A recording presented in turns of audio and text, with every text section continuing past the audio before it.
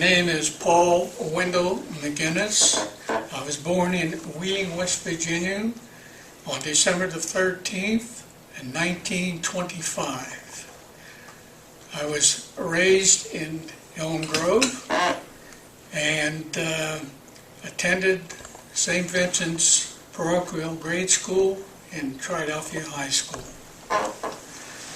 I currently am from Wheeling, West Virginia, and live just outside of Bethlehem on top of the hill. In my senior year in high school in September, I decided to join the Navy because I would have been 18 in December and would have had to register for the draft and didn't know if I'd be sent to the Army, the Marines, and I wanted Navy. So I enlisted in the Navy in September, and by October 1st, 1944, I think that's the right date, or 43,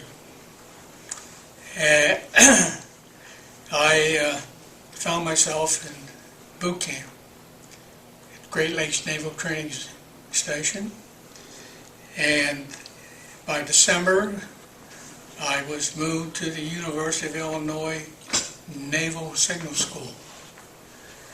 I graduated from there in late April of 1944.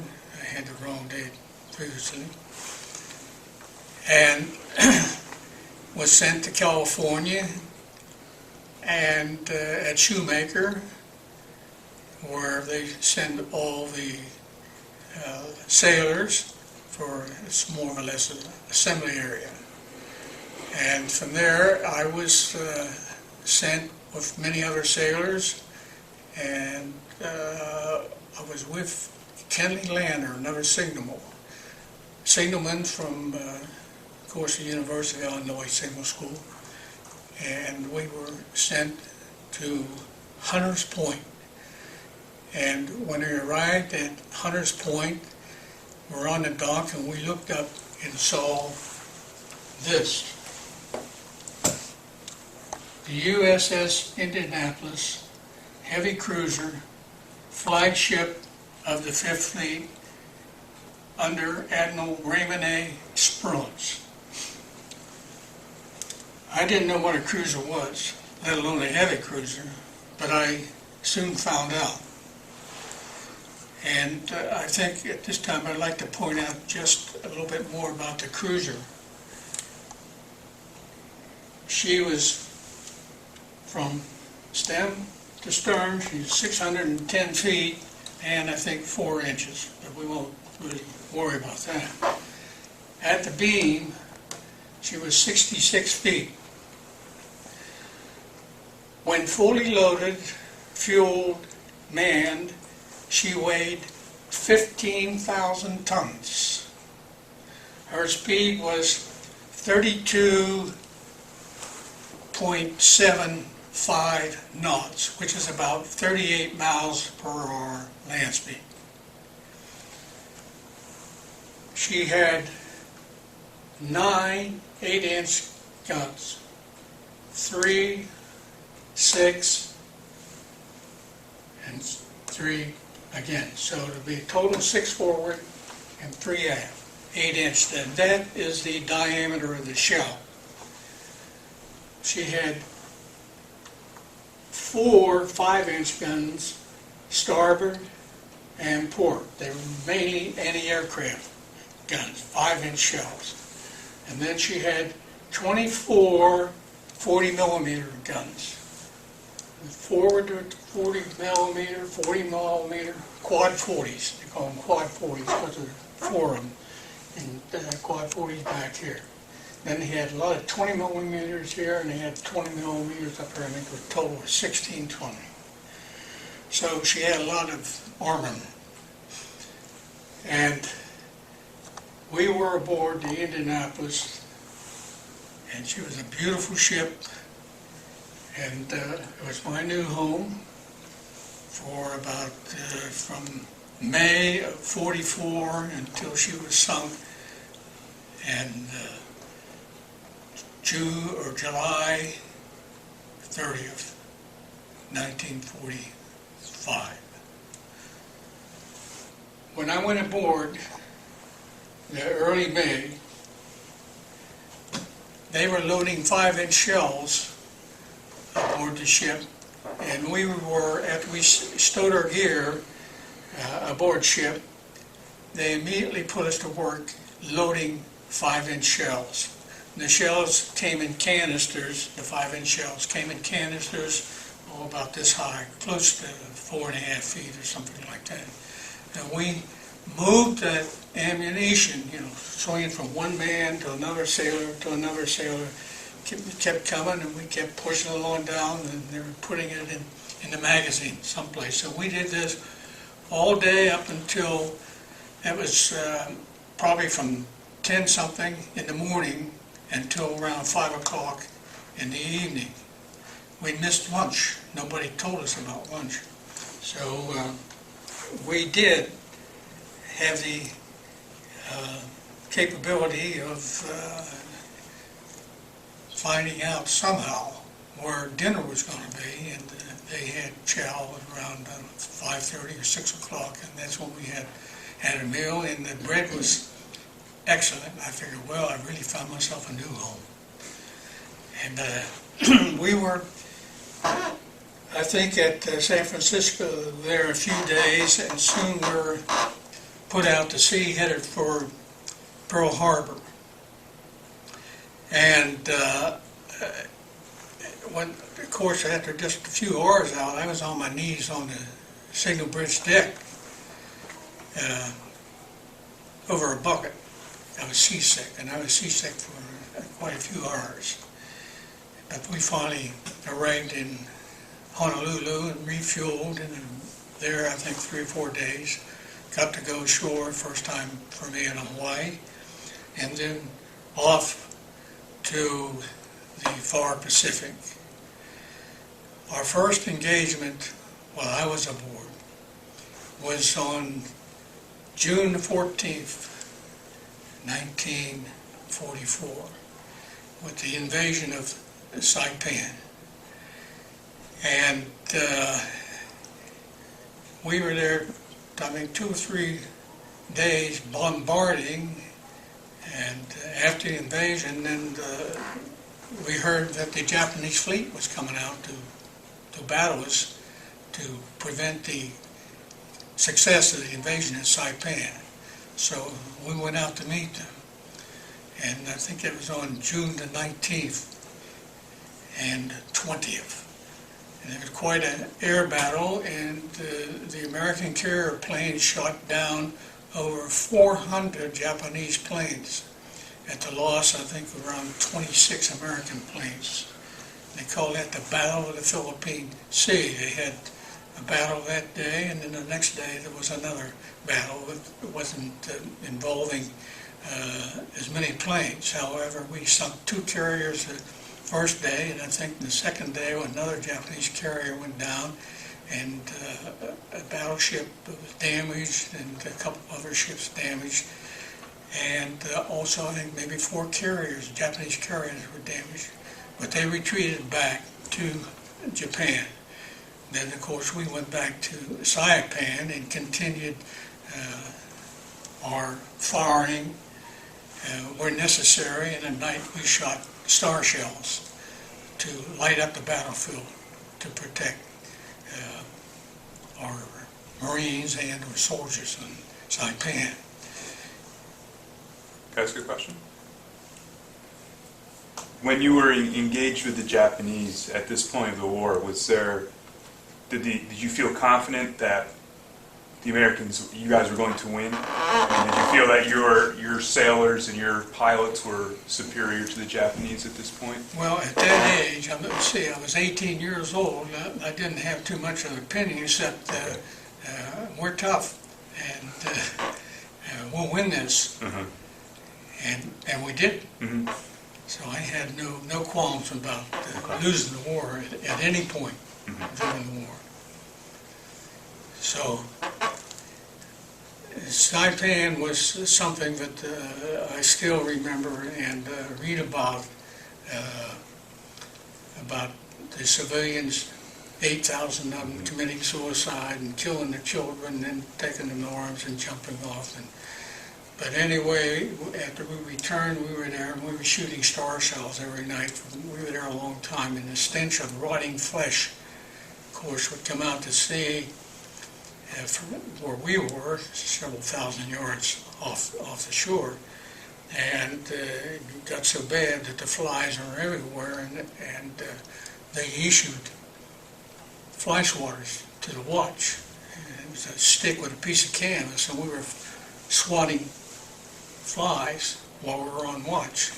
And they were not very skittish. You could actually grab and pick the flies off your skin when they landed.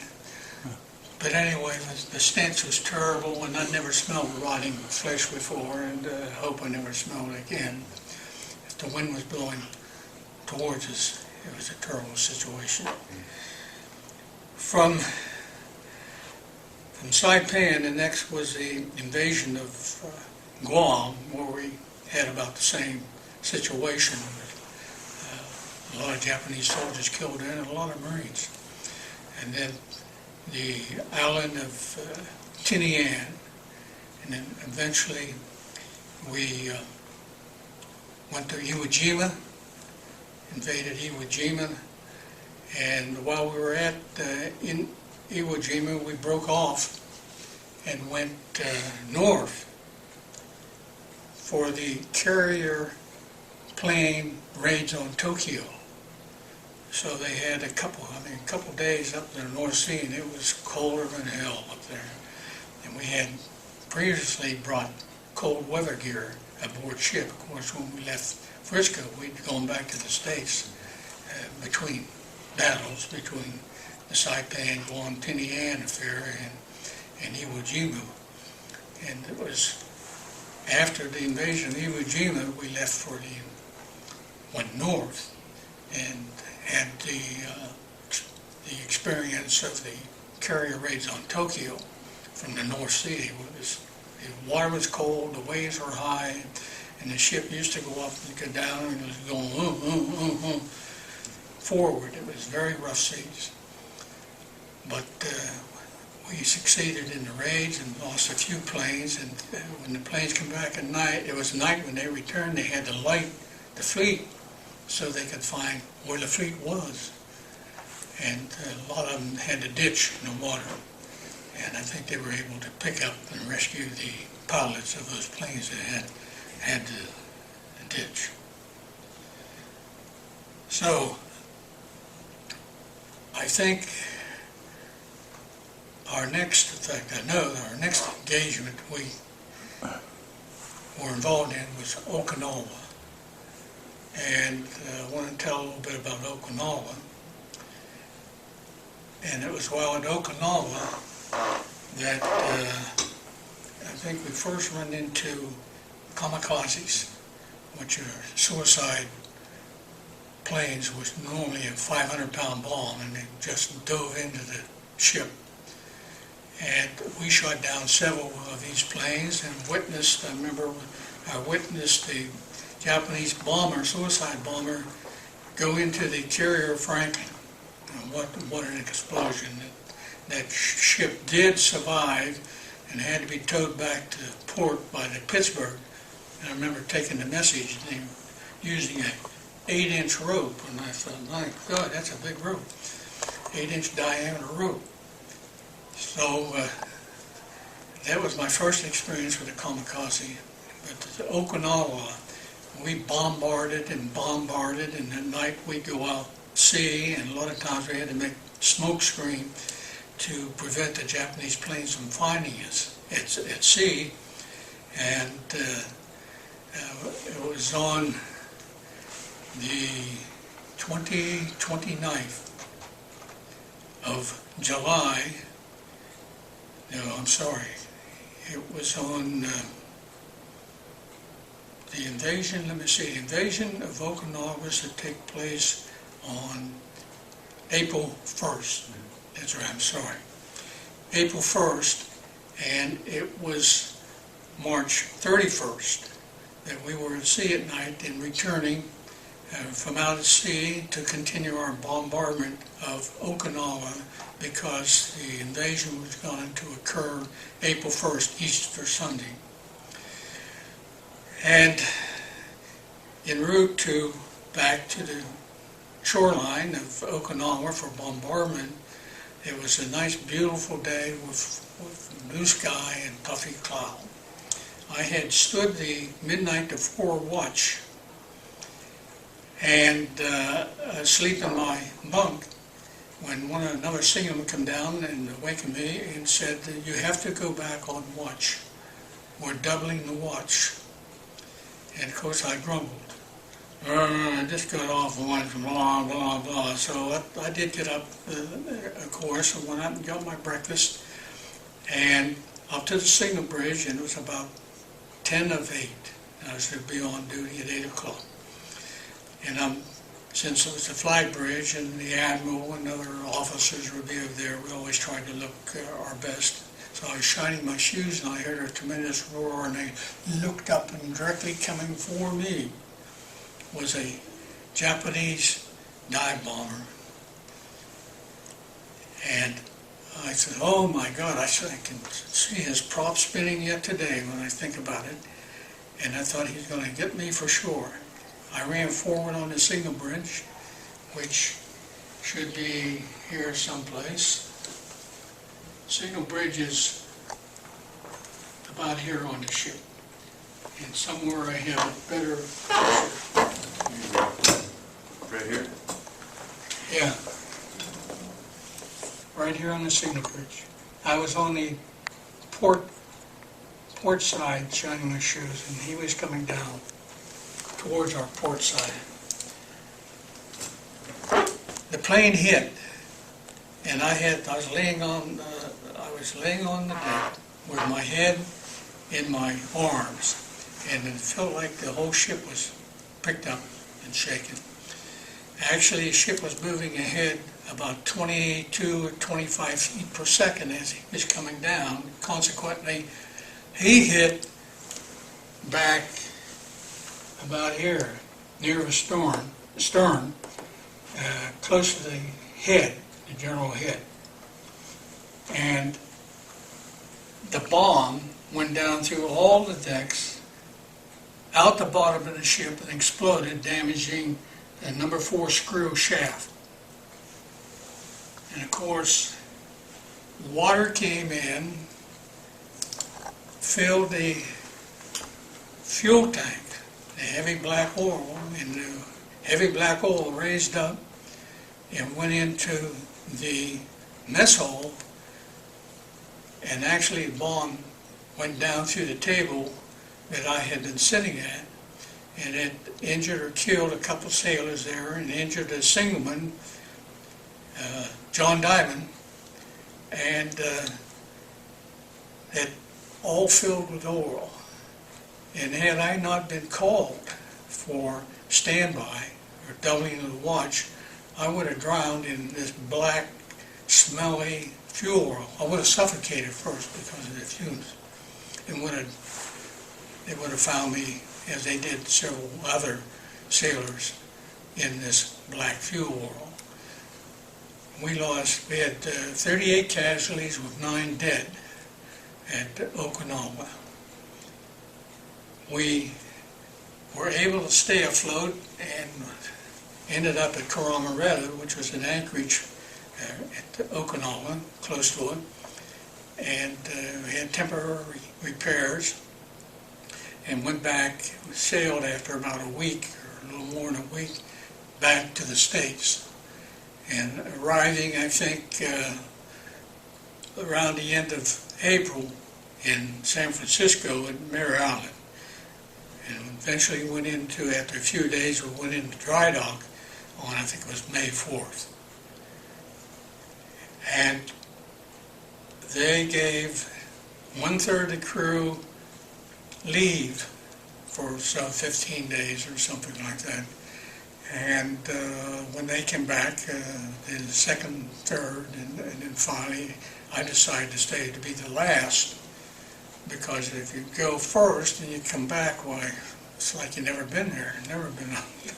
So I thought I'd take the last one, and of course I did, and had a good time at home, enjoyed my family. I'd gone back to Indianapolis, and we were at Mare Island for a short period. I can remember they had a boiler accident there where a couple of yardmen, workers, were burnt by steam. Somebody left a valve open or something. And eventually we went out for sea trials, and I think this is one of the last pictures of the Indianapolis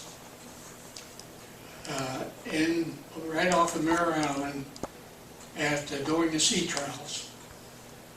And I think there was another picture similar taken from more or less the stern. We soon sailed from Mare Island and stopped at Hunters Point, California. That's where the ammunition depot was. And we were at the dock at Hunters Point. And they had the, I think this is it here. So that's still been around. There's a similar picture of this. We're at the dock at Hunters Point, and a truck came in with a huge crate. And this crate was probably about this high, over 4 feet, between 4 and 5 feet, and maybe, I'm going to say, 7 feet wide and 10, 12 feet long. And they put that in the port hangar. And I may have a shot here of the port hangar somewhere. And the port hangar would be right under here. This is the starboard hangar here, so the port hangar would be just opposite. They put this huge crate there and put a Marine guard on it. And soon we left with airship coverage for submarine patrol and left for Hawaii, Pearl Harbor, at high speed, the fastest that I'd ever been when I was aboard, the fastest the ship had ever gone while I was aboard. I think it was around 32 knots. And I think we arrived in Pearl Harbor in something like 70 hours or 70 some hours. It was a record run. We fueled, nobody got liberty. They maybe took on a few supplies, but they did refuel. And the next thing we were headed for the far Pacific. And the island we were headed for was the island of Tinian, which is in the Marianas chain. That's where the B-29 bases were. We arrived there, of course, at a reduced speed, I think of 20-some knots,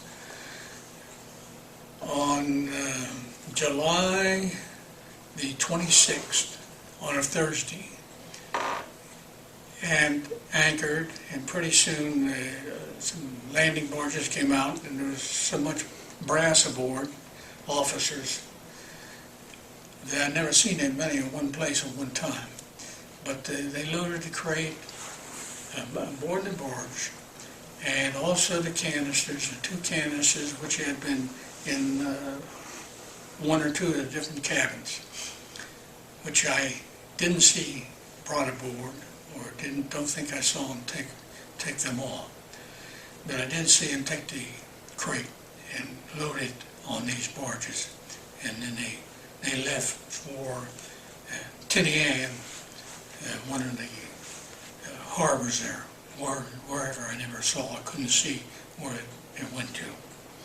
We left that evening for Guam, which was the command center for the Pacific Fleet, and arrived there Friday morning, and I think part of the crew got liberty. I'm not quite sure, but I think so. And on Saturday morning, of course, we're to set sail for Leyte in the Philippines. Our captain had asked on at least twice, 2 occasions, for an escort, and the reply was none needed. No escort was required. So we left there sometime on Saturday around noon and sailed for Leyte. Sunday, we were still en route to Leyte, and it was a beautiful day. And I don't think we had any work details on this Sunday. And in the evening, I had my dinner chow. Eventually got a shower and got my bedding and took it up to the signal bridge. It was so hot beneath the deck, down inside the ship, that it was like a sauna. So a lot of the crew, a high percentage of the crew, slept topside whenever the weather was conducive to being out in the open, and usually it was. I think I hit the sack about 10 p.m. because I believe I had to watch at 4 a.m. So I returned, and there's a 36-inch signal light on the ship, and I think on the signal bridge the light is about right here. But I was on the port. This is starboard side. I was on the right on the port side. Sometime around midnight, I was, of course, fast asleep, and I was really awakened by tremendous noise and shaking of the ship. And it was like, boom, then boom, 2 of them. And I didn't know what was going on, but I soon became aware that we were hit by something. And I got up and got dressed and put my belt on me. We had like a life preserver, a rubber thing that we wrapped around. Everybody had to wear one aboard. I had that on. Thank God that helped me later. And I ran, after I got dressed, I started to go forward on the signal bridge to look down at number 2 gun, the big gun. And when I arrived there, or before I arrived there, I glanced over to the port side of the ship, and I noticed our wake. I said, oh my God, we must have made a U-turn, or we're running in a circle, because I could see our wake on the port side. So I continued forward, and there I heard the most terrible screaming I'd ever heard. That I'd ever heard in my life.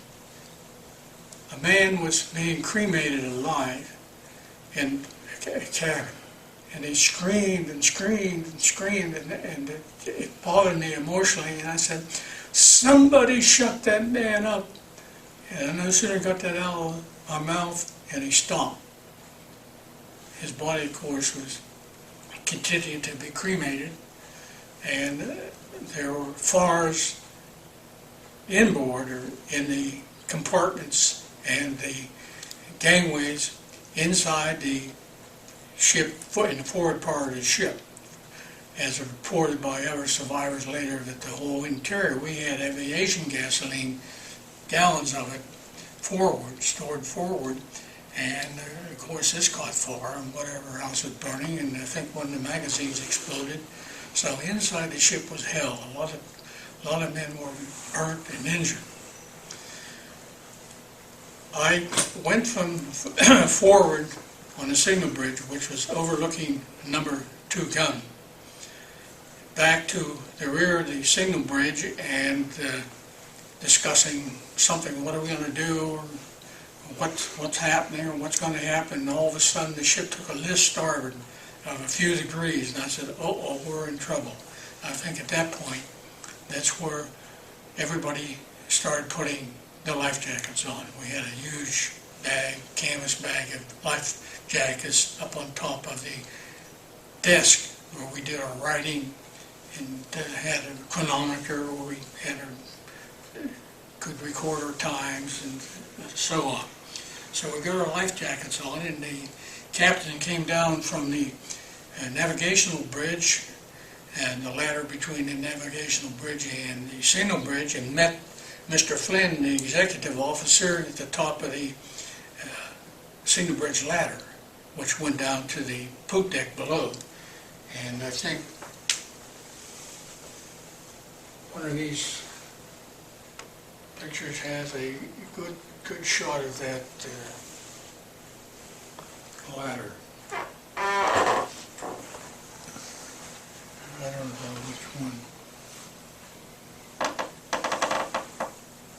Right here, this is a starboard ladder here, and the port ladder's on the other side.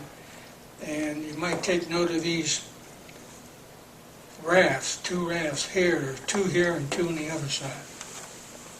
So at that point, when Mr. Flynn came up, they discussed it, and the next thing they said about passing a word to abandon ship.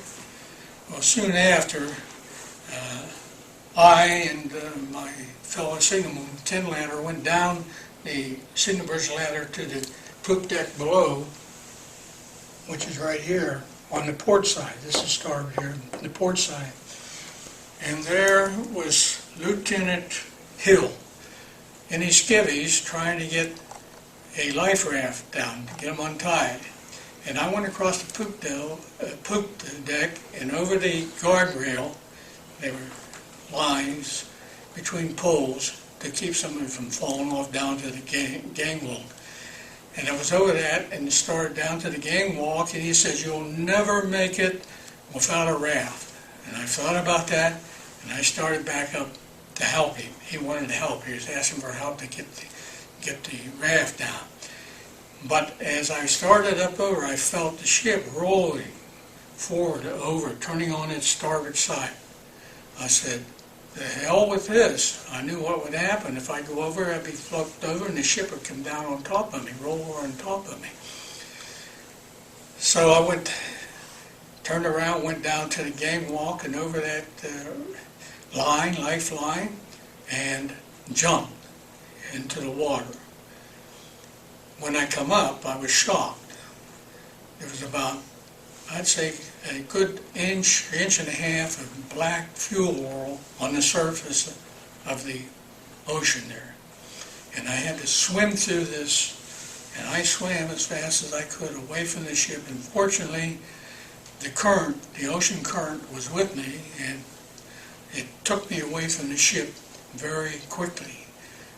When I cleared the oil and went a few more yards, I stopped and turned, and there the ship stood straight up in the air, like a tall building, blacker than the surrounding sky. And I thought, oh, she's going to go down.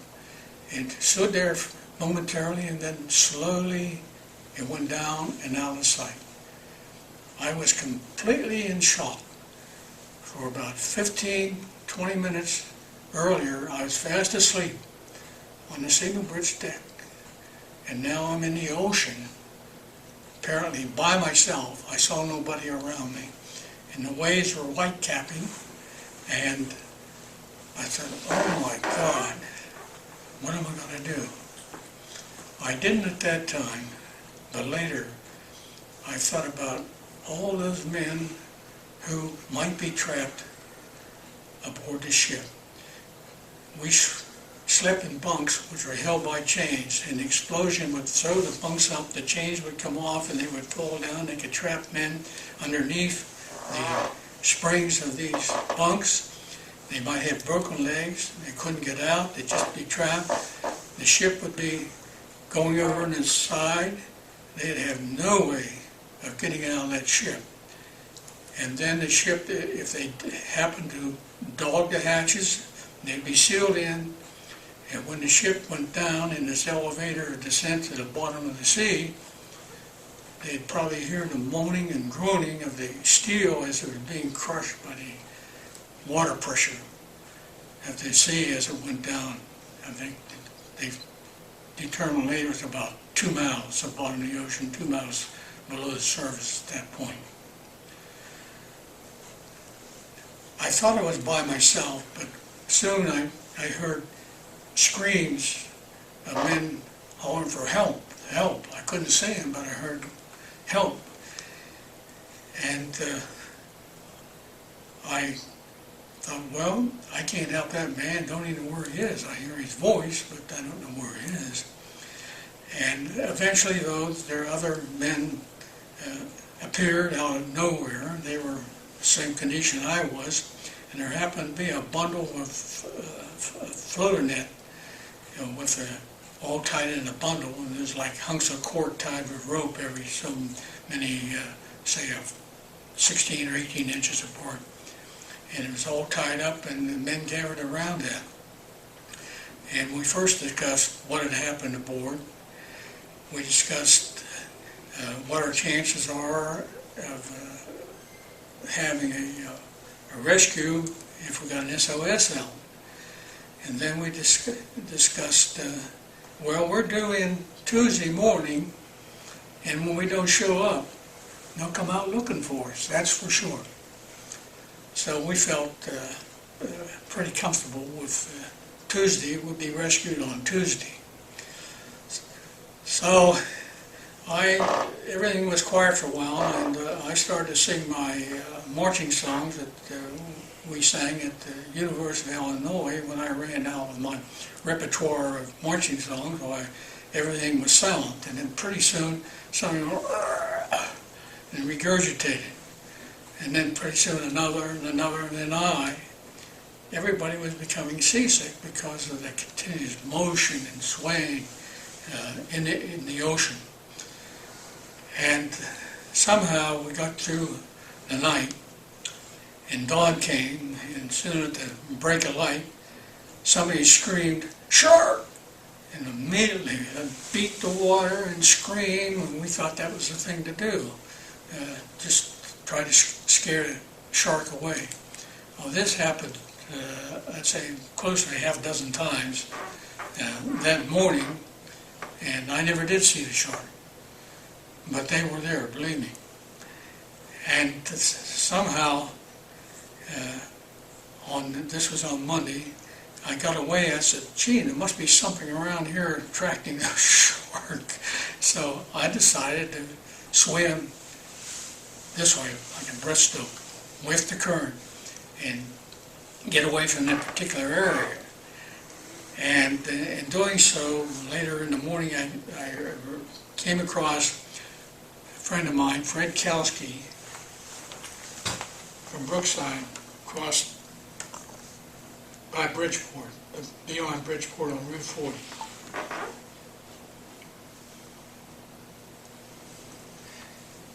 He had been burned. And I said, Fred, are you burned? And he said, yeah, because he was all red. His flesh was red. And he asked me to stay. We talked a little bit. He said, stay with me, Paul. And McGinnis, because we're all called by their last name. And I said, I'll try. But I didn't stay with him. After a while, I then drifted on.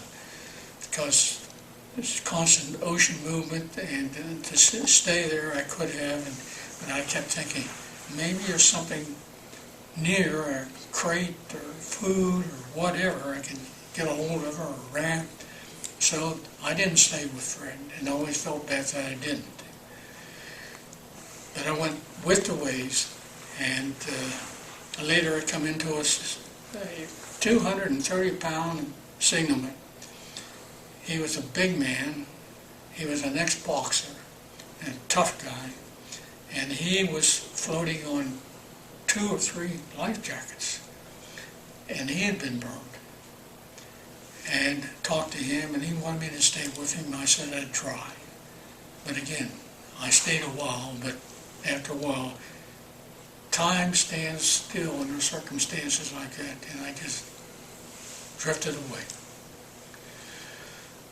It was, I think, later that day that I started thinking about survival of myself and I thought about the condition of my soul.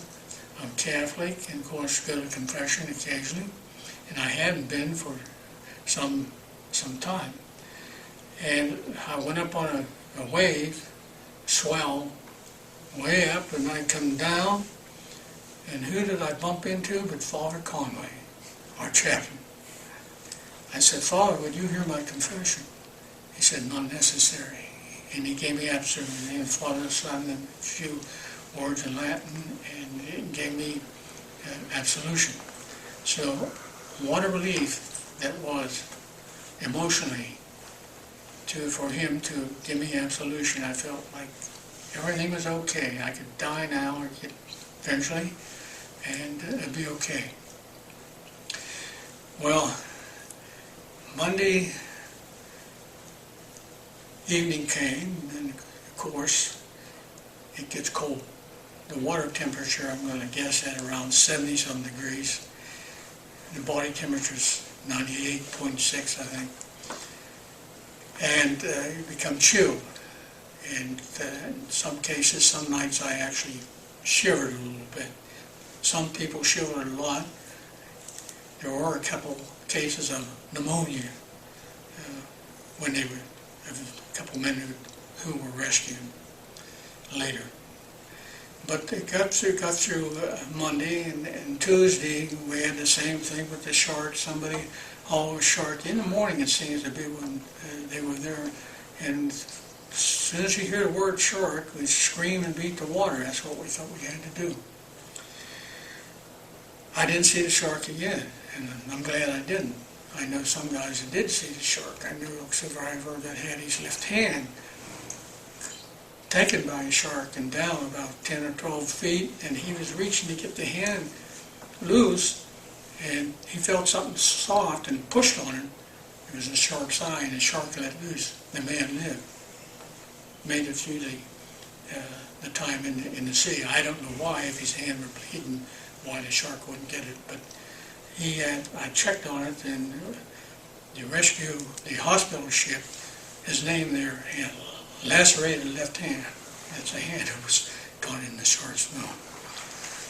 So Tuesday, the water was somewhat calmer, and it was kind of a little bit overcast, but the sun at sea like that on a bright day is like being in the middle of a mirror with a hole in it, and you have your head up through the hole, and no matter which way you turn, the sun is striking you full force, and it's hot, and you say, "Oh my God, I can't get away from it," and you can't get away from it, and you say, "Oh God, I can't wait for the sun to set." And at night, you're chilled, and you can't wait for the sun to come up, and till about 10 o'clock, and then they start wanting the sun to go back down again. I'm talking about 10 o'clock in the morning. It gets pretty hot.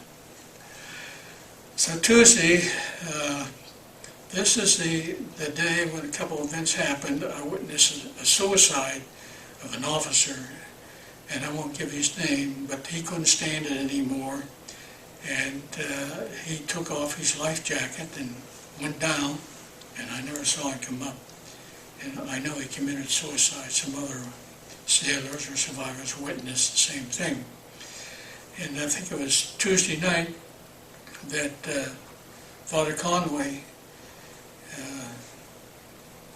I think he became worn out, exhausted, and eventually he died. And when, of course, a sailor dies, the jacket is removed and the body lets sink.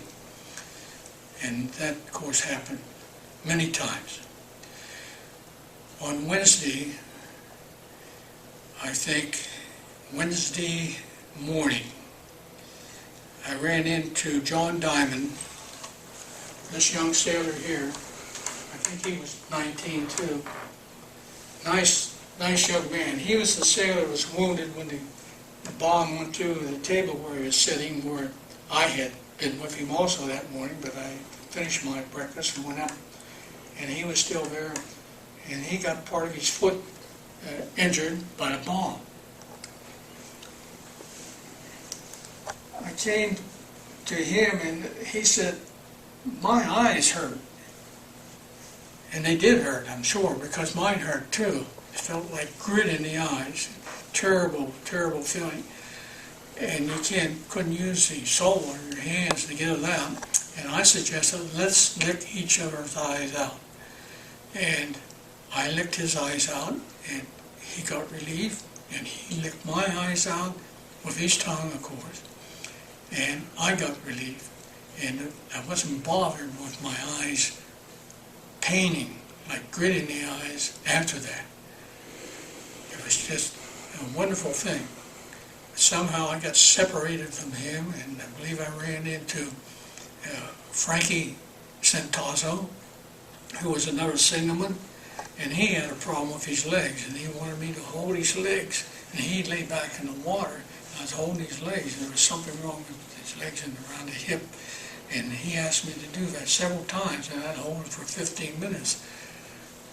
After we were rescued, eventually rescued, I thought about that. I said, I wonder if he was trying to take a nap. And I'm holding his leg. He could lay back and he could sleep for 15 seconds or 2 or 3 minutes, and that would be wonderful. But later on Wednesday, I ran into a Marine, and he was out of his head a little bit. He said, let's swim to Pearl Harbor. I said, hell no, that's too far. Let's swim to the Philippines, to Leyte. That's much closer. It's only a couple hundred miles. And Pearl Harbor would be, I don't know, 7,000 to 8,000 miles. And when I said no, he grabs me by the throat. He's going to choke me. And I tried to plead with him. I said, okay. What I should have said, okay, you lead the way. But I didn't, wasn't sharp enough. But fortunately, old Frankie Centazzo was there, and he came and said, hey, friend, what's going on? And he talks, and pretty soon Marie let go of my throat. So thereafter, I never approached any survivor in the water whom I didn't know personally, because you just didn't know the state of mind. Later that day, on Wednesday, I ran into another signalman, Scoggins, and we talked a bit, and I said, you want me to baptize you, Scoggins? And he said, yeah. So I baptized him in the name of the Father, the Son, and the Holy Ghost. Then I said, you want me to drown you? And he said, yeah. So I placed his head under the water, and that was a big mistake. Pretty soon he'd come up there like a roaring lion and fighting and striking at me, and I couldn't get away. And every time I push off, the current would push me in, and finally the light come on.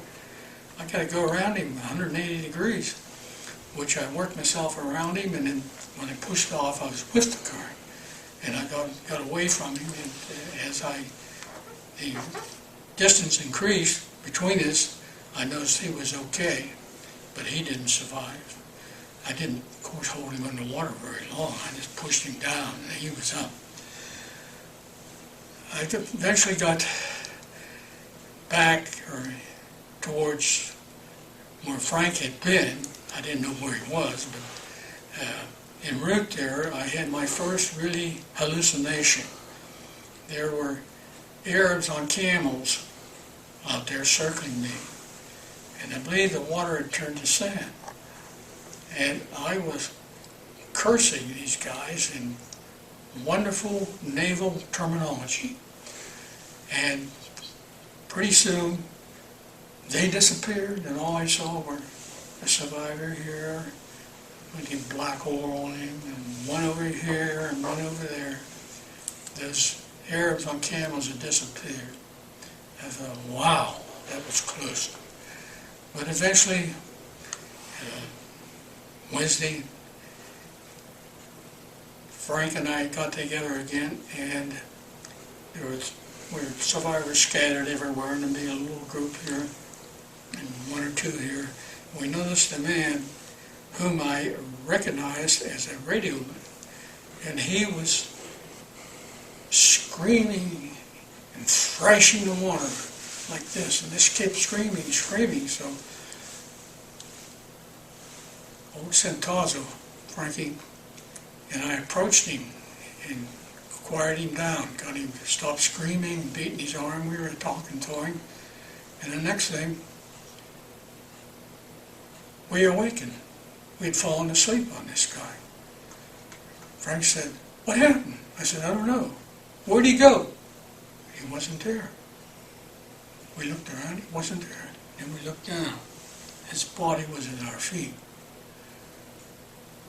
And he either died and the weight pushed him down. I'd take consolation in thinking if we had pushed him down, he would have struggled and awakened us or alerted us or made us aware that something was not right. But we went to sleep for it. Couldn't have been more than a few minutes. But he was down there dead, and we brought him up, took his life jacket off, and watched his body sink.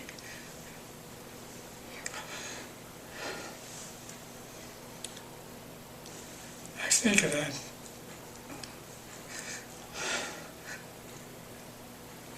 And become a little bit remorseful and wonder, did we drown him or did he die? And our weight hold him down. So Wednesday night came and went, and of course the night becomes chilly and you can't wait. You don't sleep very well in a life jacket, believe me. Your face falls forward in the water, and you awaken. So you need sleep, and that's a great part of the reason why you become unstable mentally. But morning came, and I was with Frank again, and I would notice that I was much, much weaker. And I said, "Frank, I can't last another day." And of course, he tells me something in a great naval terminology with a saying, which I won't repeat. But he and I were again together, and then suddenly a huge ship appeared, a black ship. How wonderful it was. But I could see through it. And I could see all these survivors scattered here and there in the hull of this ship in the water. The ship stayed there, but it was transparent. It was there for a long time. And finally, it did disappear. So I was having another hallucination. About that time, it was probably around 11 o'clock in the morning, I heard a tremendous roar and turned around, and there's a bomber just zipping over the top of the waves, maybe 100 or more feet above the water. And we said, "Yay, we're saved, we're saved." Kept doing the yay. Like hell, we weren't saved, not yet. I talked to two of the crewmen a few years ago, and he said, "We didn't see you. All we saw were bumps in the water. We couldn't figure out what the bumps in the water were." This Gwen, the pilot, had been called back to help with a trailing antenna weight. And when he went back, he looked down, he saw some kind of oar reflection on the water, maybe a rainbow. I don't know just what he saw, but he jumped up and went up, got in his pilot seat next to the co-pilot, and down he comes looking for that Japanese submarine. And opened these Bombay doors, and he's going to get that Jap submarine. So he zoomed over the water, and they saw these bumps on the water and couldn't figure out what they were. And they went for about, I think he said 13 miles, and bumps here and there and so on. And they turned around and came back, about the same altitude, and they couldn't figure out what these bumps were. You know, if you're going 200 or 250, 300 miles an hour, you're not going to see much close to the water. So they gained altitude, and they saw what these bumps were, and then we were waving, and finally he gives a recognition to see us. And then we knew that we were saved, and of course they knew, and they broadcast out about men in the water.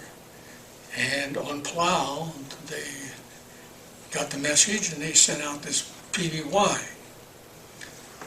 And I remember, meantime, I think he Gwen had dropped some rescue material in the water, I think maybe a rubber raft, and then so we got Dr. Haynes, who was still alive, put aboard, and the raft, and we gave it around, and PBY come out and landed, then come up to this group.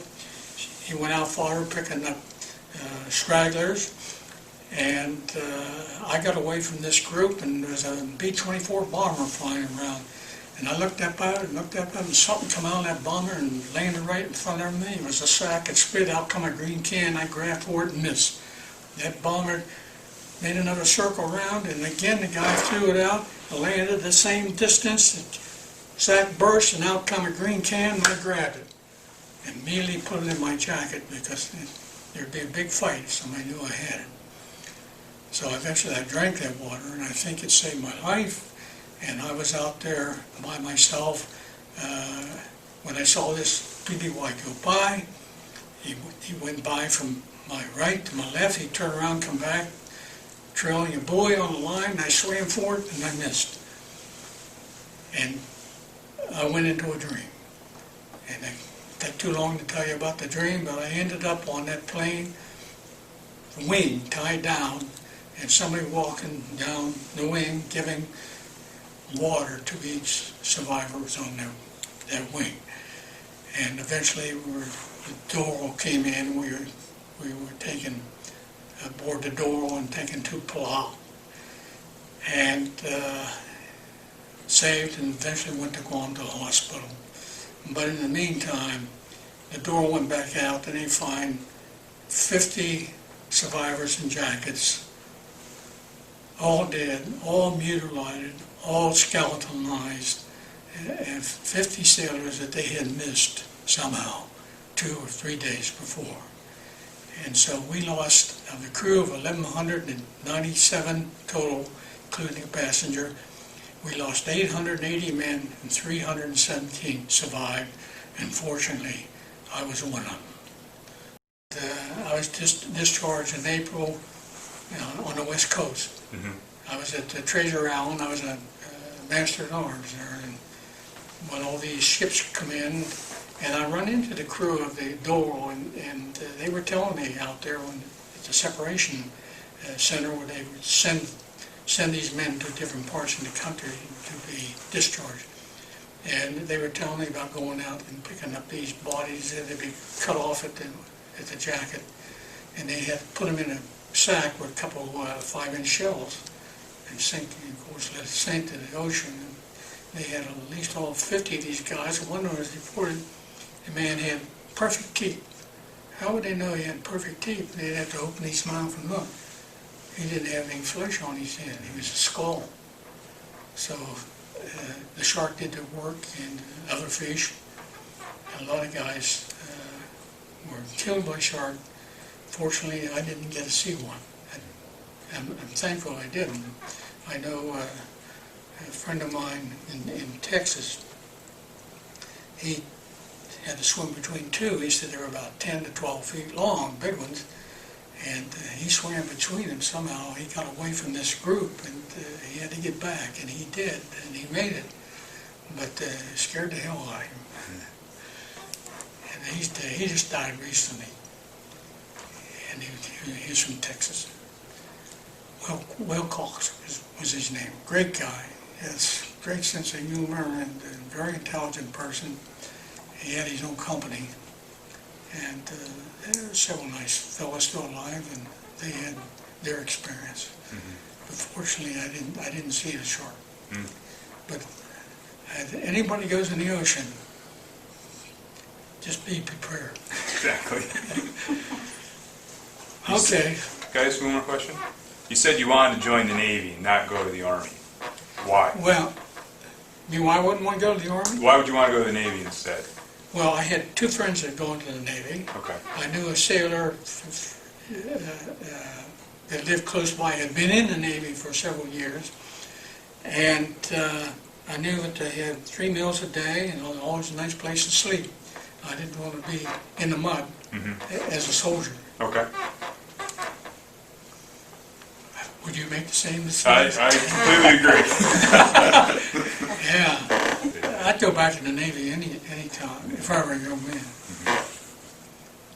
So, and I did graduate. I had enough credit from high school, with so much credit for the service, Navy, and then I had always taken an extra subject each year, for 2 years, I think it was, and that I was able to get my diploma. So my brother picked up my diploma the year I wasn't there.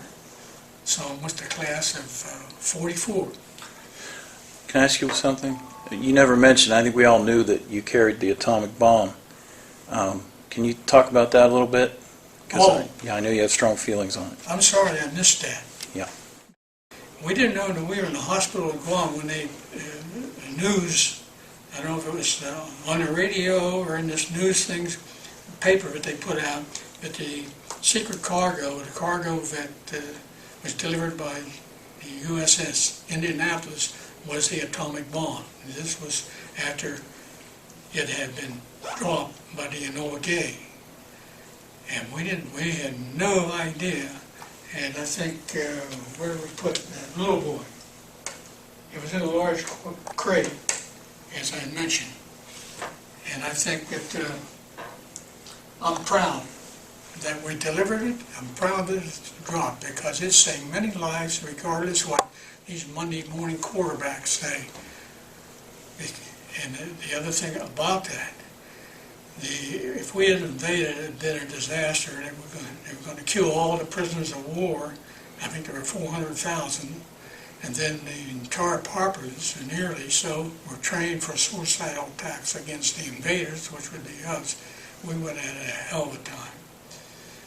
So I'm glad they dropped the atomic bomb. It only killed 80-some thousand, say, and I say only because they killed one night in Tokyo 100,000 with firebombs, and that would have continued firebombing and killing the Japanese. And I like the Japanese. I have 5 Japanese American cousins, and they're all fine people. And I have a Japanese American friend whose father was a survivor, and he married a Japanese girl. And she says, our government lied to us. And they did. But she married this survivor, and they had, I think, 5 nice children. I think at least 3 sons, 3 or 4 sons, maybe 1 daughter. And he's a great guy. The one that I'm a friend of, he's very nice person. And the other thing, while I was recovering in the hospital and able to walk again, I went outside the Quonset hut one evening, and I looked around and I saw 6 living skeletons leaning against the fence. I said, what the hell happened to them? They said they were Japanese prisoners of war. And they looked like skeletons. And then I read this book by, called Unbroken, by Laura, can't think of her last name, and it was all about this runner that was in a Japanese prison. Did you read that book? I haven't read it, but I've seen things about it. Yeah. I hated the Japanese all over again. I got through. The prisoners of war were treated miserably in their internment, terribly. Mm-hmm. And they were all down to 90-some pound or 100 pounds, and they were skeletons. These were Americans. The Japanese were brutal. These are American prisoners of the Japanese that you saw. Just to The clarify. Japanese prisoners, are American prisoners of war in the Japanese prisons. And you read this book, and this guy was a fabulous runner. He almost broke the mile. Mm-hmm. Was that a 4-minute mile, isn't it? Mm-hmm. I think like 4 minutes, 11 seconds. I think that was at the 36 Olympics, maybe in Germany, but I'm not sure about that. But he thought he could break it, and I'm sure he could have, because he kept training. And then he went in in the war as a bombardier. It's a very interesting. I could relate to him when he was lost at sea. I could feel his misery. And they traveled 2,000 miles on a raft. That's a lot of distance. Read that book, you'll like it. I will. But you'll hate the Japanese all over again in these prison camps. There were some good guys in there, prisoner guards, but he pointed out a few of them were really bad people.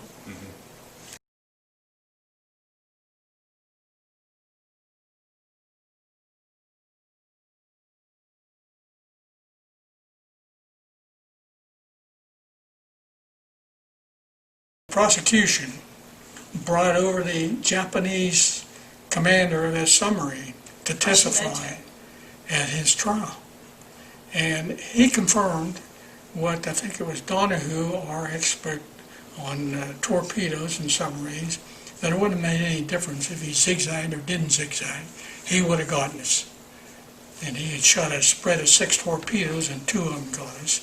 But he said, regardless, the technology at that time in the war was such that they would have hit us whether we zigzag or not. So he actually testified in favor of our captain versus what the prosecution wanted against our captain.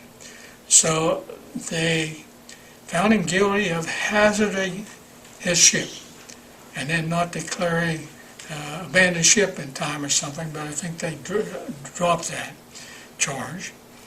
And we tried through years, and with the help, the great help of this kid, 11-year-old kid, Hunter Scott. Have you heard of Hunter Scott? Brilliant child. But he went to a movie with his father on Jaws. And Quint in Jaws was a survivor in Indianapolis. And the kid asked his dad, "Is that a true story?" "Yeah, it's true." And told the kid to go to the library and research it.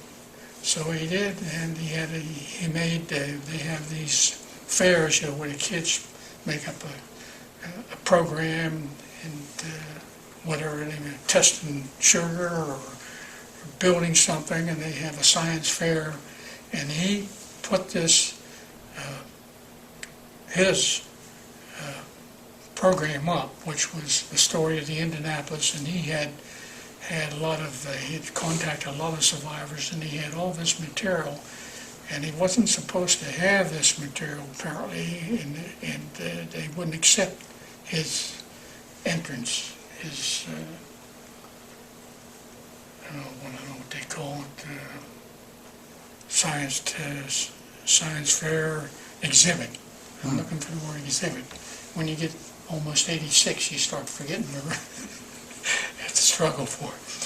So I think it was Representative Scarborough in Florida, I think it was his name, somehow put it up in his office, and they had big interest, and then another senator, I think Smith, and maybe Massachusetts or whatever state he was from, got involved, and they went to Washington and met with the Navy a couple of times, and eventually Captain McVeigh was exonerated in just around 2001 or 2 or something like that. But didn't do much good then. He had committed suicide in 1968, and he got a lot of hate mail from non-survivor families, and whatever, it was too much for him. Okay, that's about the story. That's a wrap. Thank you, sir.